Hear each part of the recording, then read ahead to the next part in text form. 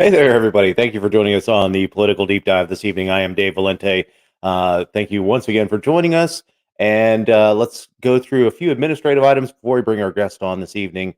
So this week we are having affiliate training in Salt Lake that just wrapped up in Salt Lake City, but we would like to invite you to come to an affiliate support training. Oops, wrong one. There we go. So the affiliate support training, regional affiliate and candidate training, is being held by the LNC, the LP, in all of the regions of the United States. We've already done it in Atlanta. We've already done it in Salt Lake City this weekend. 2 weeks from now, I'd love to see you come meet me at Newport News, Virginia, or Norfolk, Virginia. I'm sorry. Um, uh, I think a week or two after that is going to be in Long Beach, California. The cool thing about this is that there are two tracks that you can do. One is campaign, one is affiliate support. And once you have done the training, you're a certified expert in the field. So, and then the LP is going to continue to create classes that build off of this training. So, it's a great opportunity for you to get trained, meet libertarian activists throughout your region. And in fact, even if you don't live in the region, and maybe perhaps you live in Region 2 or Region 1, that have just had their training and didn't get to that training, you can go to the other regions if you want to. But you visit this website down here, and you can register to become or to come to one of our future trainings. The next thing I'd like to talk about is this off our 50th anniversary. It's coming up.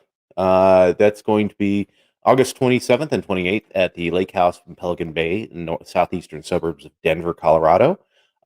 It's a great chance to see some of the history of the party, to meet some of the people who have been involved in the party for 30, 40, 50 years as we go into our anniversary season. So we are really appreciated for all the support that we get, and it'll be a good chance for us to celebrate this year as we go into our 50th year. So please go to 50.lp.org or lp.org/50. Either one will get you to the same place, and you can register to come out to Denver, Colorado.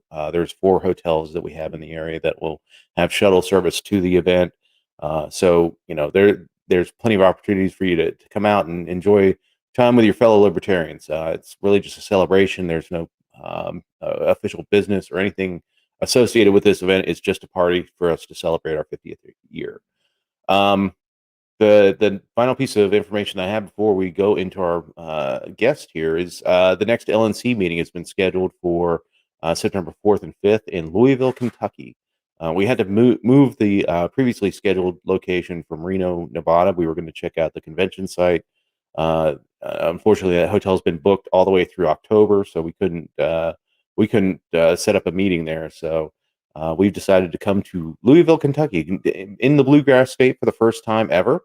So pay attention to the next coming days. We're going to have hotel information about where we're going to be doing the meeting at. And a final word of congratulations to Whitney Bilyeu for being elected the LNC chair to replace Joe Bishop Henchman. Thanks to Ken Molman for his amazing work as interim chair. I understand that he didn't want to continue on as chair, and that's quite fine. And I'm glad we could come to consensus on Whitney. And also congrats to Aaron Adams for taking Whitney's place as the Region 7 representative. So anyway, let's go ahead and bring in my guest, Anthony Welti. How you doing, sir? Howdy, howdy. I'm doing great. How are you?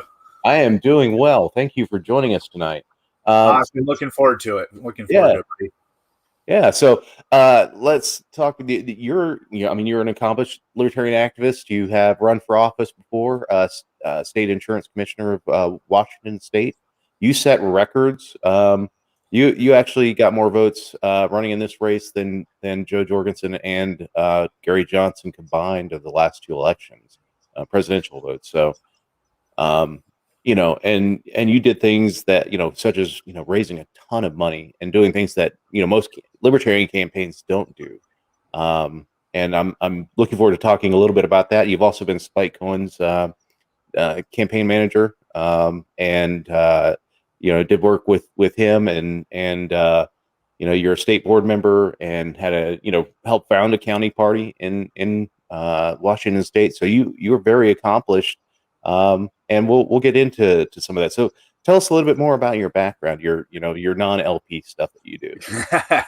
Yeah, well, I'm a homeschool dad, which is one of my favorite things, and I live in a travel trailer, full time. It's something my wife and I did a couple years back while I was running for office as a way to truly commit our life to liberty, or the pursuit of liberty, rather, and also creating liberty for ourselves along the way. So we live a very unique and interesting lifestyle, but it's one that's been very empowering to really just bringing happiness to us. So we're really blessed to be doing what we're doing right now, and I'm enjoying getting to meet people through the Libertarian Party and learn from them, and then in turn just kind of pass on my experiences to others, because I have been busy, but I would say moderately successful, if not accomplished. So mostly just out digging ditches like the rest of you all, just trying to put in work where I can, how I can. Excellent. I think you're underselling yourself a little bit. I think you've done quite a bit in your time with the LP. So tell us a little bit about your family. You said that you have a wife and a son. Now you're in a travel trailer full time. Doing homeschool and everything like that. How's that working out? It's a blast. My wife is a great, not only a great support system, but she's an encourager for a lot of what we're doing right now. Her willingness to kind of think outside the box and entertain ideas of, alternative housing and such is what really kind of helped spur, some of what the lifestyle is that we're doing now. Whereas I was more of a traditional, like, white picket fence and get the mortgage and stuff. Yeah.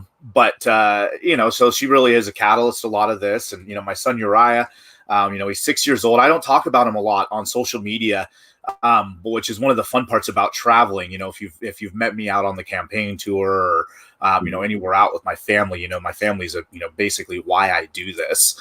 But he's a big fan of the Tuttle twins, and he's got a touch of nationalism already, though. He loves the American flag, so we gotta make sure that stays on the right track. But, right. But he's a good kid. I'm enjoying being a dad and a husband. Excellent. So tell me about your libertarian origin story. How did you become a libertarian? Well, I'm not a Ron Paul libertarian. That's where I'm very much different than a lot. Obama made me libertarian. I was an insurance agent when Obamacare came out. And just right about that time is when I'd first kind of started distrusting government. And having voted for Obama, in 2008, by the time 2010 came around, he had, failed to pardon Snowden or Assange, which are some things that he had, promised liberal voters like myself, to protect whistleblowers. Right. And he hadn't done those things. And, then I see him creeping into healthcare, and, as an insurance agent, I saw what a cozy deal that was going to be for the insurance companies. And I was wait a second, that's not going to work. And I stumbled, basically I decided that I wasn't going to blindly vote anymore. And I wanted to look into other options. And I literally just Googled political parties. And I read up about Roseanne Barr, and I read up about the Green Party, and, a little bit of Ross Perot and libertarianism. And I kind of stumbled across, along Gary Johnson in 2012. And at that point, it was really just like, this guy feels different than a greasy politician. And I probably voted for him, and really haven't looked back since. Yeah, I came on right around that same time with the LP, with Gary Johnson's campaign. Actually, he used to be my governor back in the day. Yes. So I was familiar with him and knew he was much more different than the Republican retreads that they were running in the GOP back in 2008, 2012. So, but yeah, that's awesome. And back then I didn't know up from down, right? When it comes to political stuff. I didn't know what it meant to be a delegate, or what a political convention was, or anything of that nature. But something that I saw a video of was, how many people actually end up voting for what percentage of the population ends up voting for the winning presidential candidate. And it's some like astronomically low percentage, like 8 or 9% of the population actually votes for the winner. And I was like, well, that's just weird that 9% of the people get to rule over everybody else. And that was, Exactly. kind of took me to that more of a libertarian thought than just like, well, I don't like this politician, I'm going to look for somebody different. Yeah. Yeah. So you are going to be doing a multi-state tour that starts in Westport, Washington State, Yep. and going all the way to Key West, Florida. So you Yeah, are man. almost It's like, gonna be I a trip. think that's probably one of the longest, cross-country trips you can do in the United States. Either that or Maine to San Diego. But so why are you doing it? I want to talk about liberty to as many people as possible. I want to learn about as many people as possible, and learn about their problems, and how it differs from my little neck of the woods in the Pacific Northwest, and I want to help as many libertarians as I can, to be encouraged and empowered to get more involved, and to really just help be a friend within this movement to as many people as possible, because at times I think being a libertarian can be a bit lonely, right? When maybe you're in an area where there's only 3 or 4 libertarians, and nobody's really run for office before, and so we're out on this journey, as a family, trying to partly decide where we want to buy land and settle our family for the rest of our lives, or potentially the rest of our lives, and being able to do work for liberty while we're doing it, right? And really meshing our these 2 different worlds into one. I'm a big proponent of, there's no one right way to do this liberty stuff, right? If there was, we would have already found it, and it would have won, right, 1,000 times over. So it's a little bit of a play on words to really what the journey I'm on with, and traveling all these different roads and going these different places, and really just seeing what's down there, right? And what works and what doesn't work, and, what relationships we can build, and, how we can help people, on these different roads and in these different communities. And I'm excited. It's really quite a blessing so far. I just got done doing kind of Washington to Arizona and California and Nevada. Did some outreach with the Nevada libertarians, and got to participate in a bunch of the Arizona and California stuff, and spoke at a couple of their events. And it's really what it's about for me right now is just sharing, what little success I've had in the grand scheme of things, and passing on those lessons to hopefully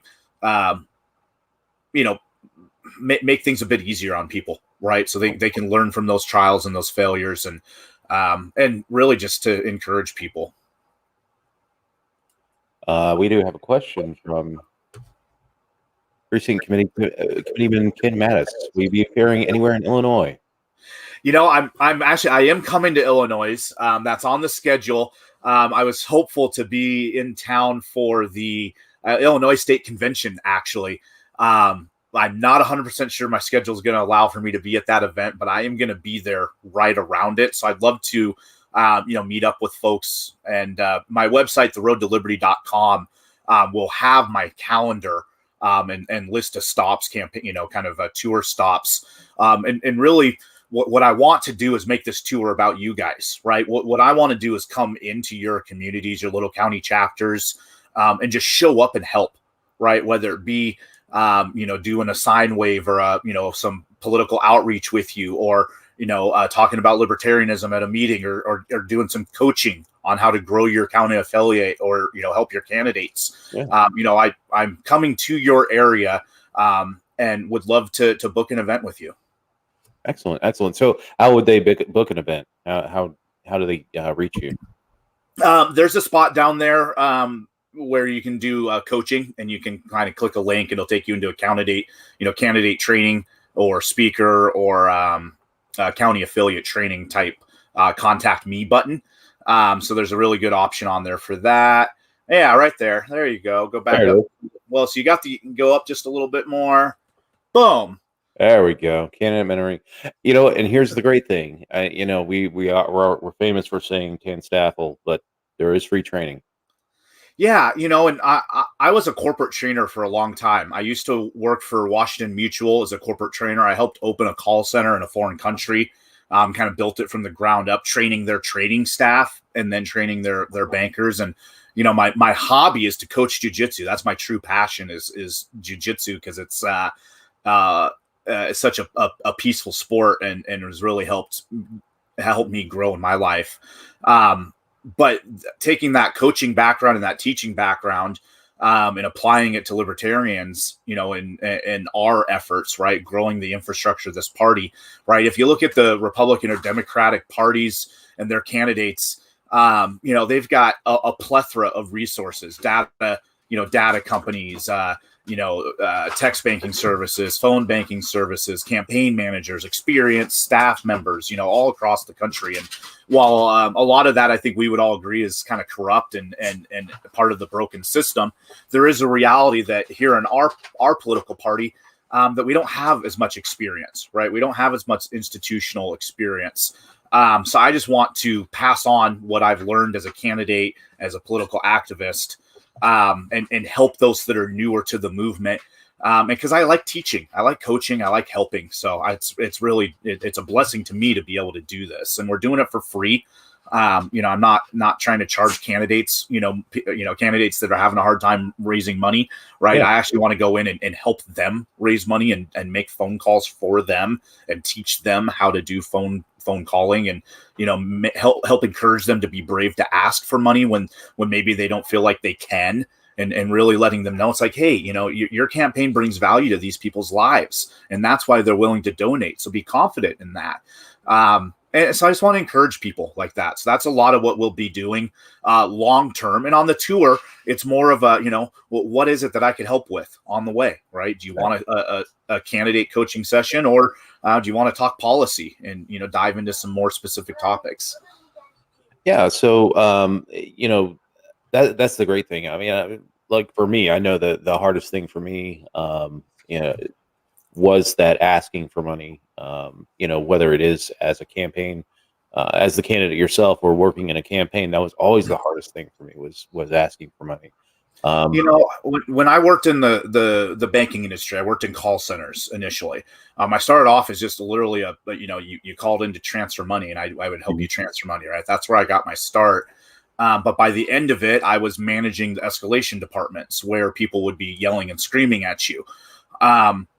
A lot of all of it is having somebody coach you and teach you how to deal with that. And because not everybody is going to be able to be natural and ever do it. And maybe that's not the right type of job for you. But for the people that is the right job, it doesn't mean you can do it day one. You just need to be taught how and given a soft landing spot and encouraged. And that's what I did as a corporate trainer, was really teach people how to have those conversations that maybe they were scared to have or didn't know how to, address a concern or a rebuttal or, or whatnot. So, but I don't want to work for big banks anymore. That doesn't bring me a lot of joy. So let's apply those skills to liberty and, help save some lives.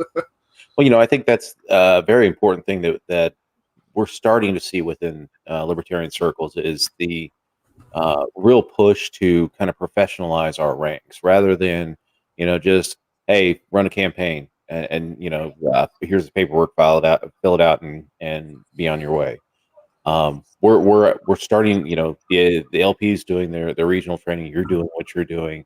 There are a lot of people out there really trying to professionalize the ranks, and everyone we can touch and teach how to do, whether it's, affiliate support or whether it's candidate support, whether it's being a campaign treasurer, I think is so important for the movement moving forward, so that we have competent campaigns, competent treasurers, competent affiliates to put that message out there. And I think the more that we do this stuff, and the work that you're doing is so important, the better we're going to do as a party.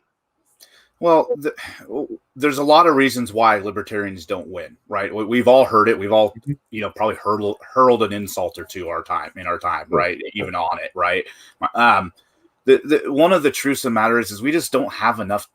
We just don't have enough help, right? We're just outnumbered, right? Sure. And if we're being honest with it, we're all just playing defense the best we can right now, right? We're being bullied by statists, and doing the best we can to defend ourselves. So, um, my background in jujitsu and wanting to empower weak people to be strong against the powerful, and is a lot of where my heart for this movement comes from, and to just serve the party in that way, just to help us become stronger, so that we can push back in bigger ways. My campaign, I want that to be the low bar, right? Like for me, that was just like, let's push as hard as we can, do as much as we can, learn as much as we can, so that the next person can come in and kick Anthony's ass and do better than I ever did. Mhm. Because if we do that, my kid gets to be free, right? Exactly. It's that simple, right? The more people that do better than me, the more the likelihood our kids are free. So that's why I'm out here doing this, and want to pass on some of the lessons on fundraising and doorbelling and political strategy, and that doesn't mean that my way is the right way or the only way. I mean, in fact, I try to stay away from saying that. It's more of a like, well, here's what I did, right, and this is why I did it, and can you take a portion of what I did and apply it to what you want to do, right? And if not, then okay, cool. Right, no Yeah, big deal. absolutely. So let's talk a little bit about your campaign. You ran a campaign, got over 300,000 votes in Washington State.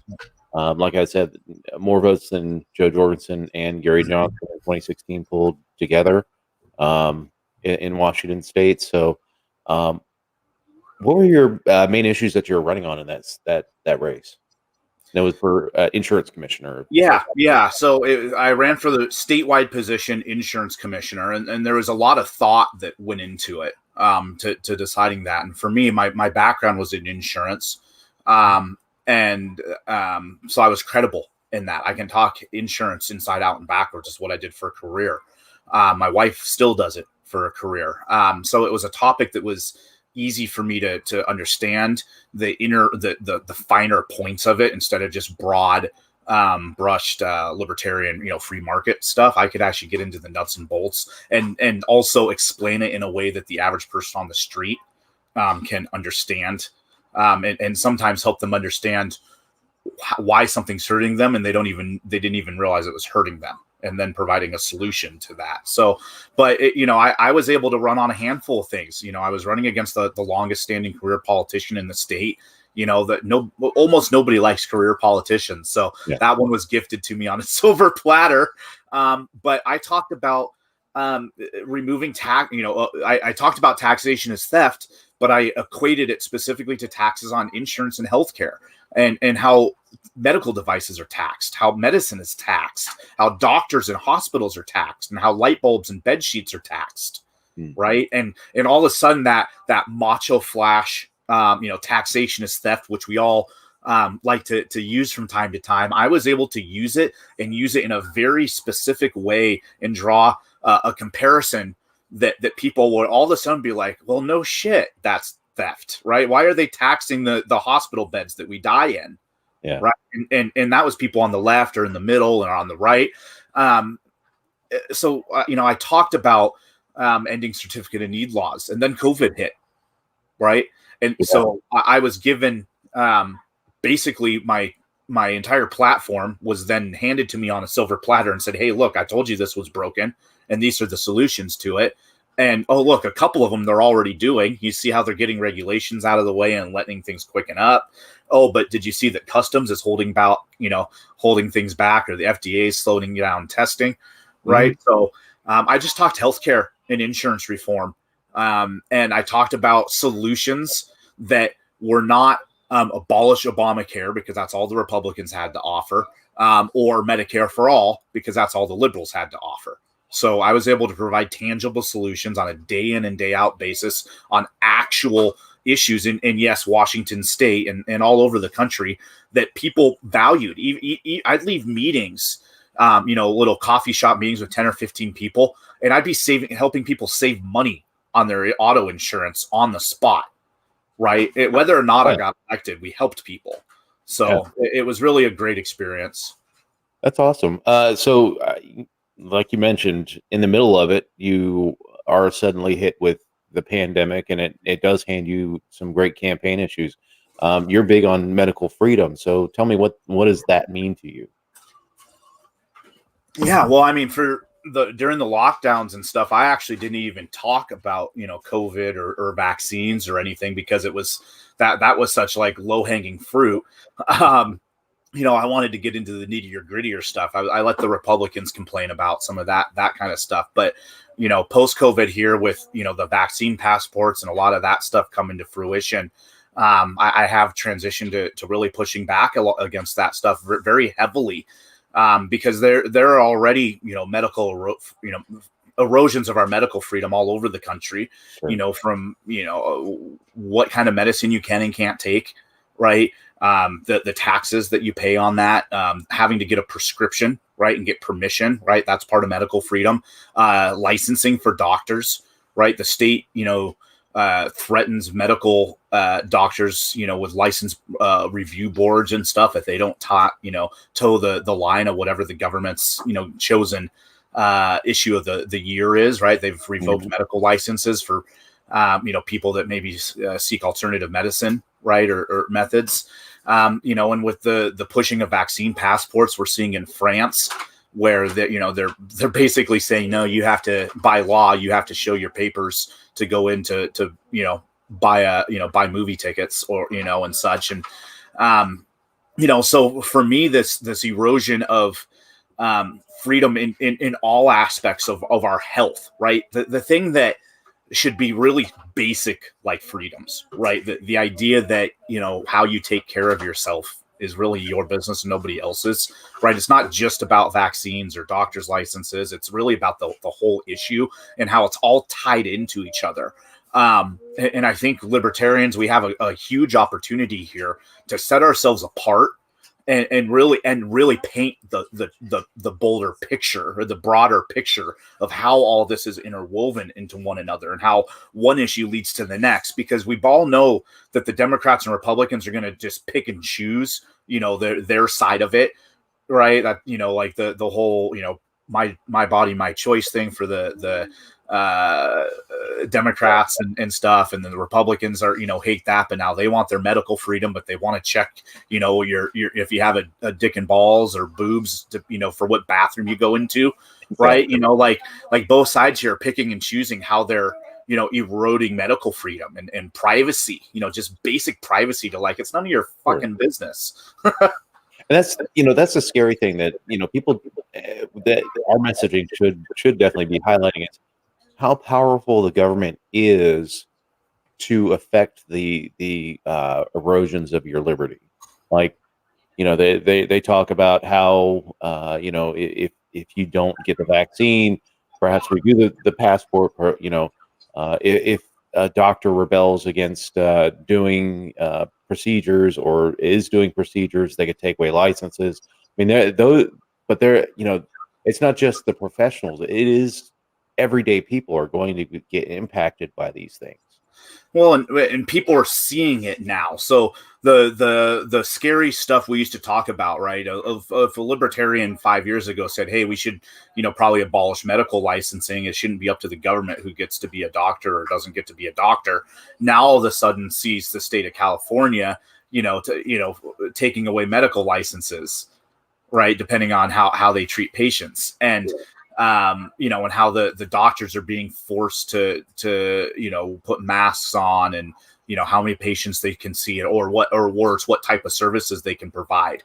What are essential treatments and what aren't essential treatments, right? I heard stories as I was campaigning through COVID where kids' arms would be broken and they'd be in a cast for an extra 3 weeks or 6 weeks because they weren't allowed to go get a non-essential service of removing a cast. Right. Or worse, So there's an opportunity here to where those folks that have been consistent on this for years now have an opportunity to kindly say, hey, look, we told you about this, but let's not worry about that. Let's worry about, how we fix it so it never happens again. Exactly. And then, or at worst, people that are new now have a chance to be bold and be like, let's make sure this never happens again.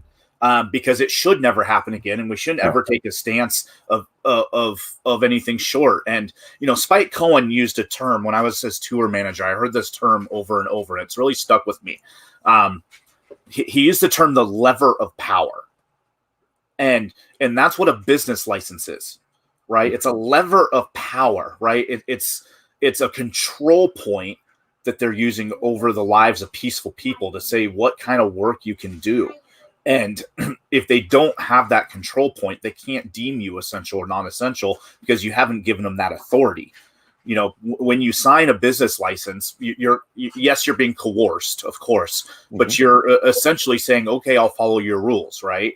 We need to remove ourselves from that consent, right? That authority that they have over our lives. And so we have a chance now to talk about that with medical freedom and the vaccine passports for travel, for schools, for public schools. The fact that, if you decide, you don't want a COVID vaccine or you can't go to a public college in Washington, right? Even though there's a decent chunk of that money comes from state taxes, you're no longer allowed to go to public college in Washington if you don't get the COVID vaccine.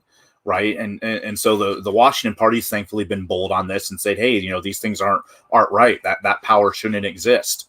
And we need to continue that. I just saw the Arizona party today put out I don't know what you would call it, a resolution, I guess, regarding violations of the Constitution and individual rights regarding vaccine passports. So thank you, and shout out to the Arizona Libertarian Party for being bold on this and really leading, because what people do with their body is really one of the core principles of libertarianism, right? And it's not just what people do; it's the privacy to do it is a right. So we need to protect that privacy, and no matter what your stance is on the actual use of a product. Yeah, and on the most fundamental level, you can't claim self-ownership if you can't decide what does or does not go into your body. Yeah. Full disclosure, I did get the vaccine because I do travel quite a bit, and I do have some comorbidities. But I'm not ever going to advocate forcing anyone else to get the vaccine. That's their choice, and I can't say I'm an advocate for freedom if I say you have to get the vaccine, or we're just going to tie you down and jab it into your arm. I mean, it's ridiculous. Well, and both sides need to usually stop calling the other side stupid, right? Like, I have anti-vax friends, right? Lots of them actually, and they I chastise them at times. Like, they say it's child abuse to vaccinate your kid, and I'm like, you know what? You're doing the same thing that they're doing, right? They're trying to say it's child abuse if you don't vaccinate your kid, right? So here it is both sides trying to impart their judgment on one another. And like, it's one thing to, pass judgment for your how you want to, do your own life. But like, you've got to be careful about doing that to others. And that's how the more we focus on not doing that, I think the easier it'll be to coexist with one another and to want to peacefully live together. Right. And so we have to want that peacefulness amongst ourselves. Yeah. So let's circle back to your training. You're doing affiliate training as well, right? Yeah. So, I mean, I originally cut my teeth in the Libertarian Party as a chairman of the Snohomish County Libertarian Party, which I helped start back in 2017, right after the Gary Johnson campaign. And I think we tripled it in membership in like the first year. We went for about like 20 to 60 members, and had some exposure in newspaper and local radio, not nearly what I wanted to accomplish and not nearly what I think it can accomplish here in the future, but we did good. So just helping talk, teach people, again, what worked, right? What did I do that helped us be successful, and what would I have done differently? And there's plenty there as well. and doing a lot of that. So, a lot of what I'll be able to do on tour is just go into a county organization and give a speech about that and do Q&A and just be a friend. Really, it's not about like Anthony, some, big name, Spike Cohen, Dave Smith, Justin Amash, speaker here. It's just, I'm just a guy that wants to go in and help, and teach you what I've learned. But a lot of it can be done remotely as well. Right. So just coaching to, if you've maybe started a county chapter recently, your state affiliate encouraged you to start a county affiliate and you're like, well, all right, Bob, I'll do it, but I don't know what the hell I'm doing.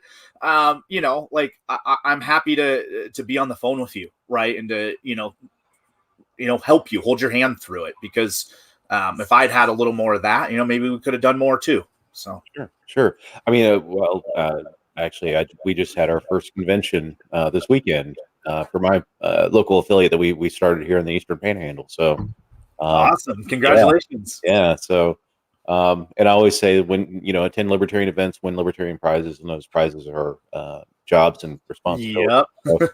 So, I'm the vice chair of the new organization, and looking forward to growing the affiliate here. And that's my big thing when I got on the LNC is, we need to build local affiliates, because local affiliates are where you get your volunteers, you can get your candidates, you can get really, it's just kind of almost like a show of force. Like, oh, there's a libertarian presence in the county, or the counties in our case, that are doing good things, doing good works.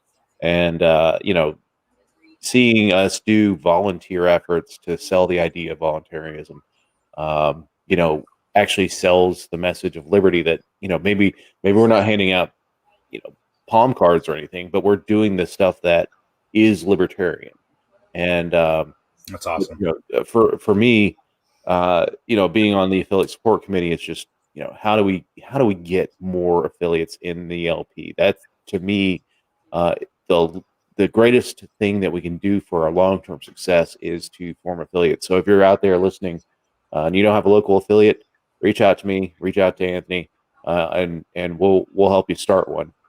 Yeah, we can even help you with the there's an affiliate in the box program that we have now for the LNC through the LP store. So to get you off the ground, so you can table events and do outreach. So, well, a lot of what I want to do is provide ongoing support. Right, I'm taking a bit of a career development, personal development type coach mentality to it.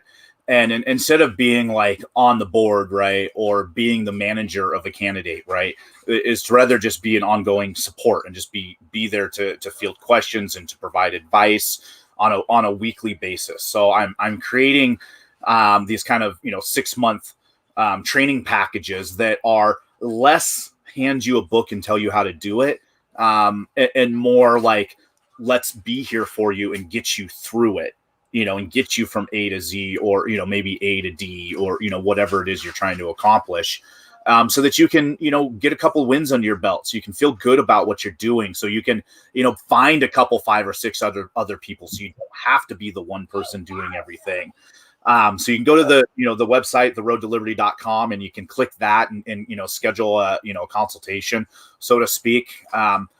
And that'll be a lot of fun. And then we're going to do the same thing for candidates. I think there's a lot of synergy between this movement and candidates and affiliates. I think it all feeds into one another, a little bit of a life cycle. But ultimately, I think this party needs inspirational people.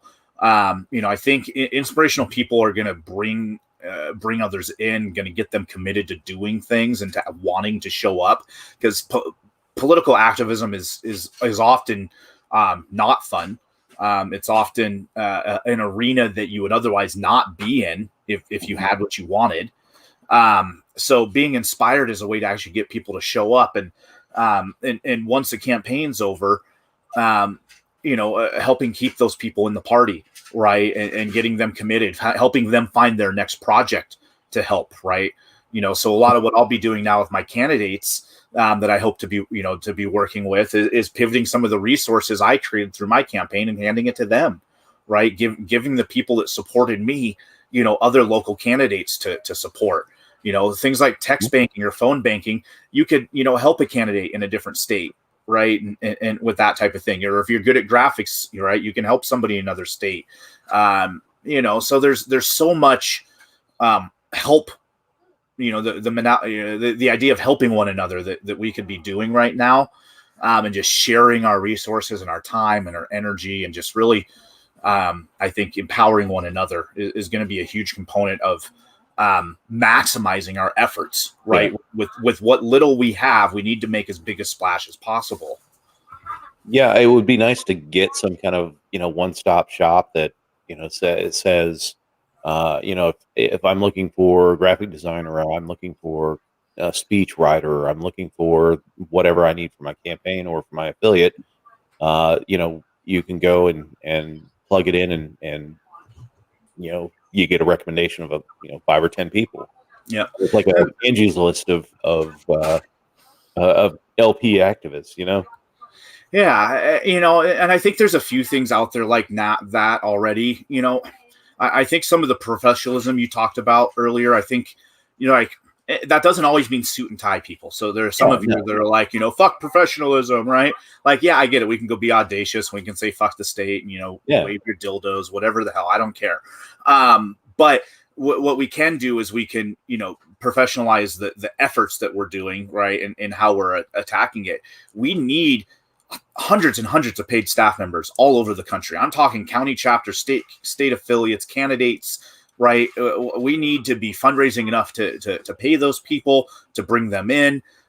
We need to have dozens of, speech writers and editors and graphic designers and stuff, because being a candidate is not the same thing as being candidate staff. Number one, there's a big difference between being the candidate and shaking hands and giving speeches versus, running data on the back end. And those things are both different than just being a libertarian, right? Having the right ideas doesn't necessarily mean you know how to run a campaign or how to be a candidate. That doesn't mean you can't be, or you don't have good ideas about how to be. But they are different. And you learn that when you get involved and you actually try to build something instead of just, maybe talking about these ideas. And, and not everybody wants to go out and build, right? Mm-hmm. But I want to help bring an apparatus together that allows for those people that, at least want to be a cog in the wheel to show up. So that's some of what the website will be. I'm frustrated, like many people are, with Twitter and Facebook and all that kind of thing. I've never been censored, really. So I'm not too worried about being deplatformed yet. But I also understand that eventually it probably happen. So, my website is part an effort to take myself off of their network and to create my own. So there's going to be public forums on there to talk about libertarian ideas, both outwardly as I travel, right? My trailer's branded with libertarian stickers and stuff. So I get to talk to people all over the country about libertarianism. I wear branded t-shirts, messaging t-shirts, rather, not so much branded as more messaging. And I get to engage people. And then I can, tell them this, hey, go check this out, meet other libertarians. But then within that website, there's also going to be forums specifically for county affiliates and candidates, so that you can talk, with other, staff members on other campaigns and say, hey, what service are you using for yard signs this year? Right? Where did you order your business cards from? Or, does anybody have a Canva template for XYZ?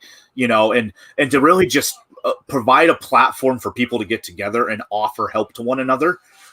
It's not going to be a one-stop shop by any means. That's not what my intention is.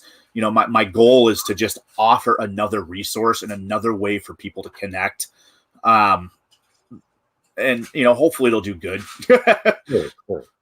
We had a question from the audience. How do you personally combat the anti-conservative, the official Libertarian Party's seen the last 4 years? So I guess anti-conservative talk within the Libertarian Party.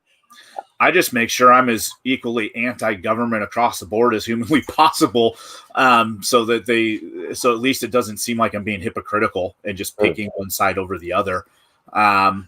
I can't remember who. I think Scott Horton said this, and if I remember right, and he said you got to beat the left at the left and the right on the right. And so for me, it's not about being anti-conservative or anti-liberal. It's about how we can take some of those things that they value and show that we're better at it than them.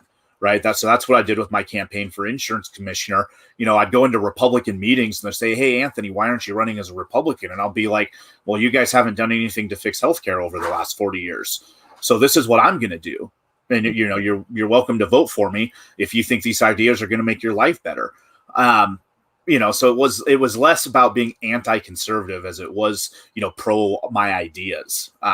So I try to focus on that end of it personally. Sure, sure. And like for me, I think that we we hold everyone to account when they make the libertarian positions. So yeah, I would say that most of our platform within the left side has come to not completely to fruition, but we have much more gains on those things than we have on the economic liberty side, and that particular really does fall on the feet of the Republicans, who have been in power for so many years during the last 25 years, and didn't do the small government things that they promised when they were elected. So we hold them to account, and if that does scream anti-conservatism, I think that's the question that you need to be asking conservatives is, why did you guys fail at that so spectacularly? Yeah, and I think we can all address, how should I say this? I think the party needs to make sure it's always, making an effort to also at least seem like they're attacking both, right? Whether we are or we are not, right? If people have a perception that we are, like we aren't, right? Then let's listen to that, right? If our members are like, well, you're to this or you're not enough of this, like we're a membership-based organization, right? So we should be taking feedback. I'd love to see more, intentional effort to honor everybody within the party as best as possible, and not just, who gets elected and what sides, got the power, blah, blah, blah. Right. And I don't really want to get into all that, but I feel like, we complain about representation in government, and, one thing I always try to do, whether I'm sitting on a committee in the state of Washington or, I'm serving as a rep, like a at-large representative or something, right? That's a lot different than Anthony as a candidate, where I decide my message, right? And I decide the X's and O's about what's going on. When I was serving as chairman, I asked what people wanted, and I tried to provide it as best as I could, right? No matter what it was. So, like, for example, we just hosted a convention out here in Washington, and we raised $17,000, almost $20,000, wow. Somewhere between $17,000 and $20,000. And the first thing I did as convention committee chair was send a Google form to all of membership saying, "What would you like out of convention?" Right? Instead of just me planning it and making it what I wanted, like I reached out and I took as much feedback as I could, and then did the best we could. Right? It's not that it was perfect by any means. So, well, I mean, you're raising $17,000 to $20,000 at a convention. That's successful. So, we usually lose money on conventions. A lot of state parties do. It's not cheap to get a speaker out, right? Even if they're a free speaker, right? Yeah. Just to fly them out and pay their hotel, you could pay $500 or $1,000 or so. We got a lot of free speakers to come out. We got a free venue, and we priced things well, and we had a lot of a fun event. But I think it wasn't just my planning by any means, right? The pickings are ripe in Washington right now for a huge growth, and it's great. But I try to always take the heart, and I hope the LNC does going forward, and our communication staff and our candidate staff and, all our different staff members, always go into it with an eye of trying to serve everybody the best you can, because we don't want to become what we hate. Cool. Right. In government. And it's so easy to forget that simple principle of it's like, well, it's easy to say, well, you can't make everybody happy, and like, well, did you even try? You know, and Did you ask I the think we questions? should do that. Yeah.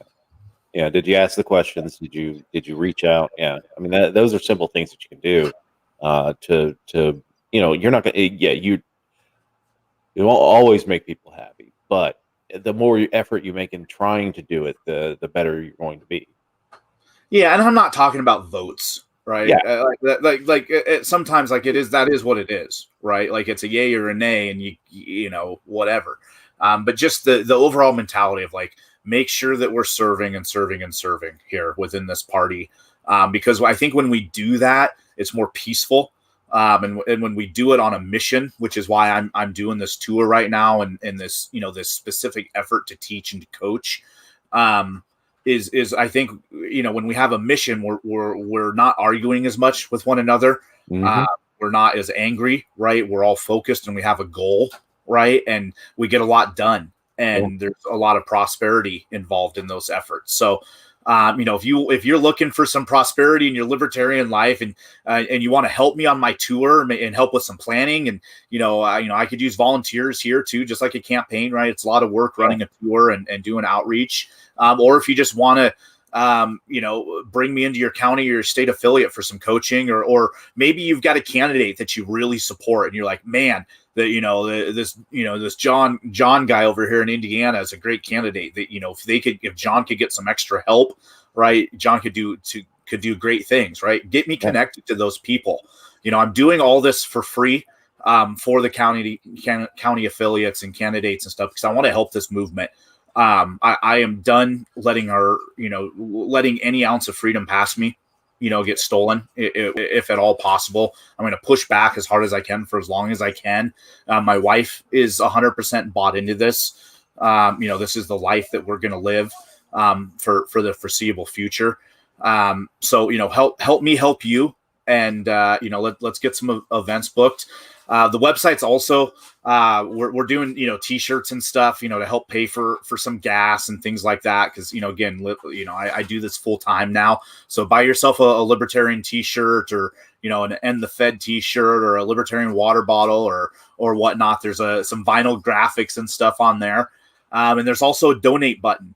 The way I'm doing this is truly libertarian. Going back to what we talked about a few minutes ago about business licensing and how it's used as a lever of power, a lot of businesses got shut down through COVID, almost all. And, I have this desire to, own a jiu-jitsu school someday. And I always wanted to do it on Main Street, wherever my town was, and, promote it and stuff. And now I'm like, well, I don't even think I could risk that. Right. I need to do it on my own property. And I don't think I can get a business license, because they'll just use it against me. Yeah. So, taking that same mentality of like, I no longer even want to associate with business licensing.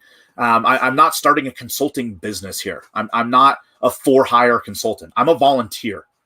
I'm going to help our county parties, our candidates, and our state affiliates. I'm going to volunteer my time every single day, 5, 8, 10, 15 hours a day, whatever the project is that needs to get done. And because of it, I'm also not getting an income, but any donation that gives to me is a gift, right? It's a gift from one person to another, which, like the libertarian tip cards, does not have to get reported as income tax. Exactly. So I get to work outside the government infrastructure. I don't need a business license. I don't need a W-9 or a 1099. I don't need it, income taxes or anything of that nature. I get to just work for the Libertarian Party, and any swag you buy or donations that you give on my website just go to helping me continue to do that. Right. I walked away from a job, not a lucrative job by any means, but a good job I could have had for the rest of my life, to do this libertarian thing. I've been doing it full time almost 2 years now. I make peanuts, and I'm fine with that. But I do need help. Right. I can't do this forever for free. So any donations you can give, sponsorships, if you want to sponsor a candidate and say, hey, Anthony, if you go help this candidate, I'll donate, $300-400. Like, I'll have to vet the candidate, right? I need to make sure that it's somebody that I can work with. But that's what I'm here for. So let's make this whole libertarian movement help one another. and in a truly voluntary fashion. And I think we can do great things. I think we can show what a peaceful political revolution looks like in comparison to the corrupt crony ways that the Democrats and Republicans run things. And if we can, and we can run on that too. We can talk about the dirty aspects of running campaigns, and we can expose it, because that's nonpartisan, right? We can expose the nasty underbelly of how elections work, and we can show that, hey, we're doing it differently, right? This is healthier. And that builds trust. It builds respect with the citizens and the voters. And it really, I think it, and I hope it breeds a culture of liberty. Yeah. So Anthony, you are doing a tour. Starts when does it start? It started. It started. So it kicked off July 4th. Tour dates aren't 100% set yet. Okay. Got a lot of moving targets, but we're looking essentially now through about November 1st. We're heading across country. The map's up there on the roadtoliberty.com. And it's got a general sense of where we're going to be within reason. I just booked a medical freedom forum in Tri-Cities, Washington, on, I believe, September 9th, right after Labor Day. And I also have a candidate training session in Spokane, Washington, booked right on the Idaho-Washington border. So Idahoans and Washingtonians can get together and do some candidate training. And we're in works, putting some together in Michigan and, Florida and so, and everywhere in between. So definitely, subscribe to the website. You can stay in touch that way. And check back, every couple of days, and and let's start using the roadtoliberty.com to help push this libertarian effort further. Yeah, absolutely. So if you want to look at the where the tour is going, the roadtoliberty.com, you can follow along on his journey with his Facebook, Twitter, and Instagram pages there. Any other thing you want to talk about, Anthony? I mean, man, I could talk all kinds of things about policy and whatnot, but I just appreciate you, bringing me on. It's nice to chat with you finally. Yeah, absolutely. I look forward to meeting other libertarians, right? That's a huge component of this for me, and creating an almost an agorist society as well, of allowing us to work outside the system and to help one another outside of the political sphere. So I look forward to meeting folks that are tuning in right now. Definitely befriend me on social media and on my website, and hopefully we can grab a beer or coffee or something soon, and have our families meet. Excellent. So thank you so much for joining us tonight. Best of luck on the tour. Thank you. I will probably be reaching out for assistance with our local affiliate that we just got started. So look forward to doing that. And but best of luck. Have fun. And if you want to get out there and support the tour, roadtoliberty.com. And we appreciate everyone joining us tonight. If you're out there on Facebook, Twitter, Twitch, YouTube, give us a like and share. We really appreciate it. Helps extend our reach. And we'll talk to everyone next week. And have a great night, everybody. Thanks, Anthony. Be free. Be free.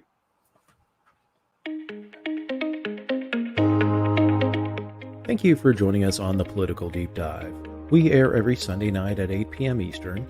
You can get regular updates on our show and our guests by following us on social media on Facebook.com/thepoliticaldeepdive, all one word, on Twitter.com/politicaldeep, all one word, on YouTube.com/Papaduke, Papaduke, on Twitch.tv, The Political Deep Dive, all one word. And on Mondays, the audio of this episode is uploaded to SoundCloud.com/The Political Deep Dive, all one word.